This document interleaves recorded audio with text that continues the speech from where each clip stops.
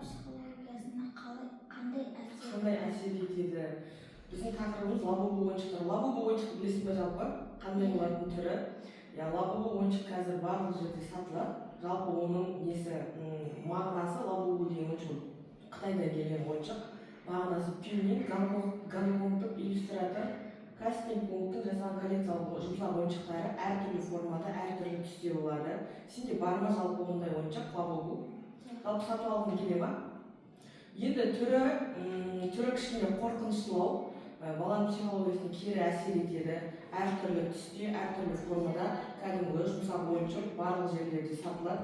Ол енді түрінің өзінің қорқыныштылығына байланысты баланың психологиясына әсер етеді. Ол жаңағы әртүрлі нелерде, видеороликтерде, фильмдерде, TikTok, Instagram'дарда, видеоларда көптеп көрсетіледі. Адамдар көптеп оны сатып алып жатыр. Ойыншық түрлері бар, мысалы тілге тағатын брелок түрлері бар, тағандай түрлері әртүрлі формада бар. Балалар соны сатып алып жатыр енді. Бірақ оның баланың психологиясына кері әсері ол баланы қорқытады. Мысалы түнде ұйықтап жатқан кезде ол шошып оянуы мүмкін, өйткені оның бет әлпетінің пішіні қорқынышты. Екі үлкен көзі бар, сосын мына құлақ пен мына екі жақтың арасында тісі бар. Сонда қорқынышты болғаннан кейін баланың психологиясына әсер етеді.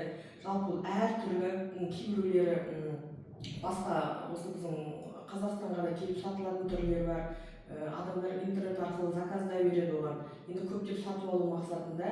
Енді жалпы алдағы уақытта оқушыларға ондай ойыншықтар сатып алмауға кеңес береміз. Бірінші ата-анасына, екінші балаларға. Ол ешқандай да балаға баланың біліміне, баланың зеректігіне, жалпы балаға жақсы жағынан көмектесетін ойыншық емес.